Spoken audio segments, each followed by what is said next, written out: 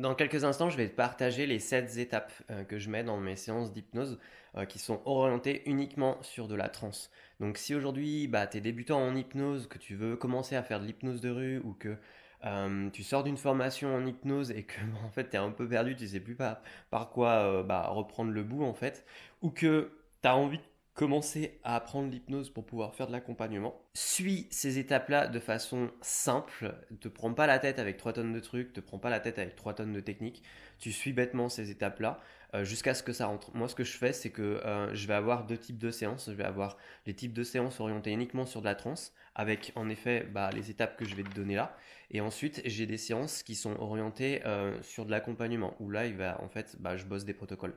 Aujourd'hui je vais te partager les 7 étapes des séances d'hypnose que je fais qui sont orientées uniquement sur de la transe. Quand je dis que ce sont des séances d'hypnose qui sont orientées uniquement sur de la transe, c'est que souvent moi ce sont ce sont les étapes que j'utilise pour les séances où je vais bosser une induction en particulière. Ça va être par exemple association dissociation. Je vais bosser et c'est aussi en fait le type de séance que je vais proposer aux gens qui me découvrent ou avec qui je vais faire de l'hypnose pour la première fois. Ou c'est aussi ce que je vais utiliser quand j'ai pas fait d'hypnose depuis un moment. Moi, je repasse par ça en fait. Je repasse par ça.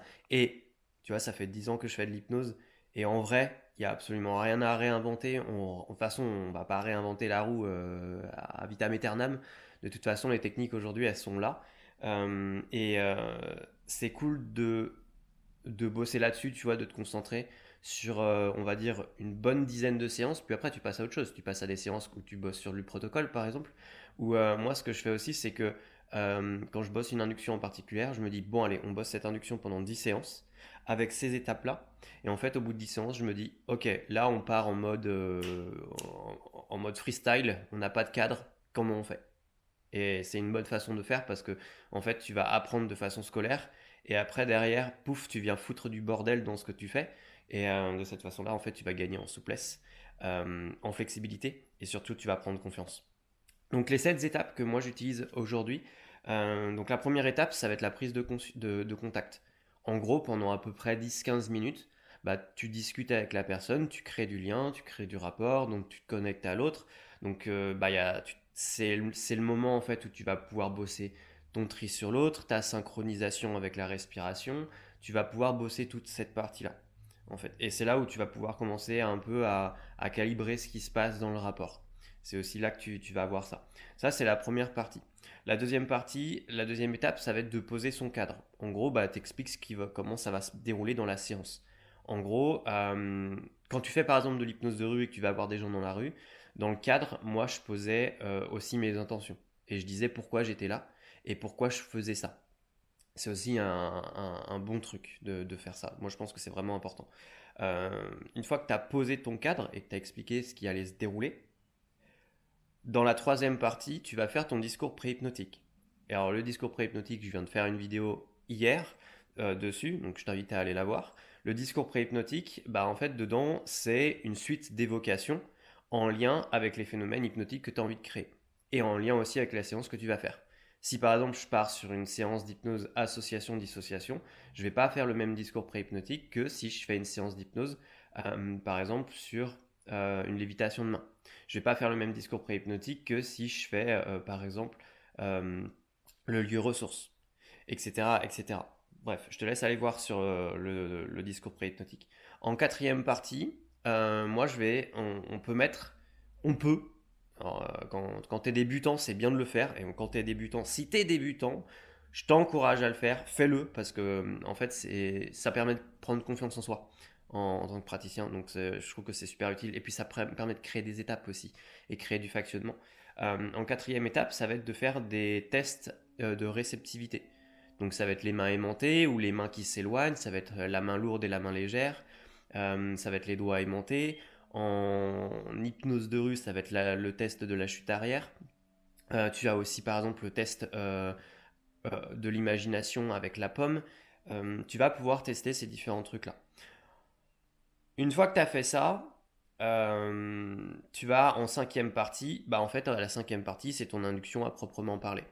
Donc là, tu fais vraiment ton induction avec Donc ça va être, les inductions, ça va être la spirale sensorielle, de contraction, décontraction. Ça va être, par exemple, une lévitation de main.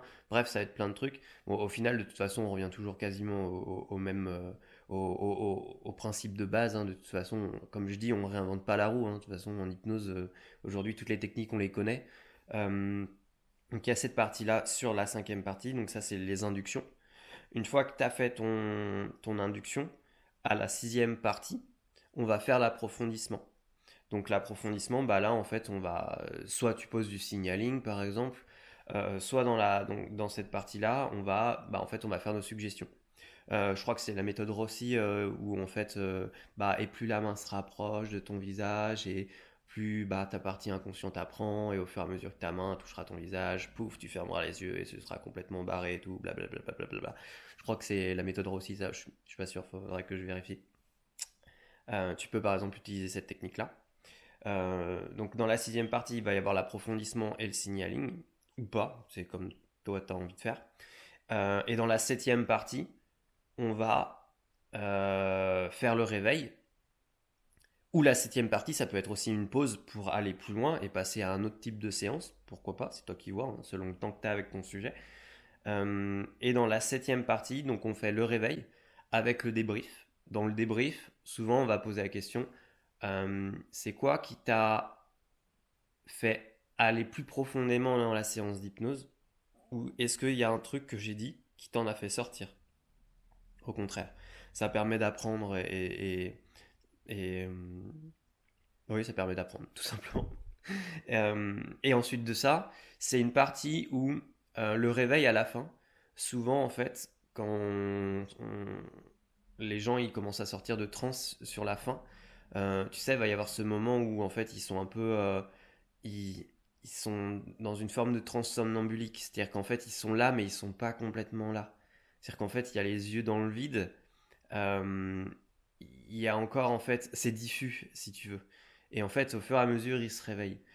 Ça, c'est une fenêtre de tir pour des suggestions post-hypnotiques. Donc là, on passe un peu en mode conversationnel. Donc là, en fait, on va beaucoup évoquer. On va utiliser énormément les évocations. Pareil, j'ai fait une vidéo sur les évocations. Bref, ça, ce sont les 7 étapes que tu peux utiliser dans une séance d'hypnose orientée uniquement sur de la transe. Donc c'est quand tu fais découvrir l'hypnose aux gens, c'est quand tu vas bosser, je sais pas, par exemple la séance d'hypnose sur les animaux totems, la séance d'hypnose sur le réalignement oui-non. Moi c'est ce cadre-là que j'utilise, c'est en fait cette suite-là, en fait, ces étapes-là que je vais utiliser. En fait, ça, en fait, c'est un protocole, hein, en vrai, hein. C'est comme un protocole, c'est pareil. C'est pas un script, attention, c'est pas un script, c'est un protocole. Donc, en fait, avec des étapes. Mais évidemment, parfois, moi, ça m'est arrivé, parfois, sur des séances d'hypnose où je disais, ah bah, en fait, on va juste aller faire de l'hypnose et rien plus, en fait. Je fais pas d'accompagnement à proprement parler. Euh, Parfois, en fait, ça peut t'arriver de tomber avec des personnes où ce qui les empêche d'entrer en séance d'hypnose révèle une problématique sur laquelle, en fait, ils ont envie de bosser. Et parfois, ça va te surprendre. Et moi, ça m'est arrivé, hein. Des fois, je faisais des séances d'hypnose, je disais, ouais, là, en fait, je vais juste faire, on part juste sur une découverte de la transe. Et en fait, en cours de route, tu te rends compte que, en fait, non, c'est une séance d'accompagnement. Donc, on part sur autre chose. En fait, l'idée, c'est que c'est d'avoir un cadre à la fois fort et souple. Avoir un cadre fort, c'est il y a une direction et en même temps tu es souple. C'est-à-dire qu'en fait, si jamais en fin de compte, et parce que c'est ce qui va se passer hein, quand quand tu vas faire des séances d'hypnose avec les gens, c'est ce qui va se passer en fait. Tu vas avoir ton cadre, tu vas avoir ton protocole, tu vois, et à un moment donné, le sujet il va amener un truc, tu vas te dire, et merde, ça va pas. Et merde, il est en train de me sortir mon cadre. Bon bah tant pis, en fait.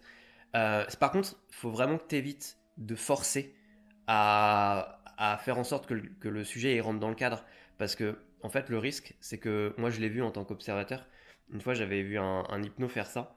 Et en fait, le sujet, au bout de 30 minutes, il comprenait pas trop il comprenait pas en fait ce qu'on lui demandait. Et du coup, en fait, le praticien en hypnose, il était en train de perdre le rapport avec son sujet. Et du coup, c'est pas bon. Donc, c'est avoir un cadre fort et souple. C'est-à-dire que, ok, tu as une direction, mais si jamais à un moment donné, en fait, ton sujet, il t'emmène sur un autre truc, bah tant pis, en fait, tu suis. En fait, et tu bifurques et tu changes d'axe.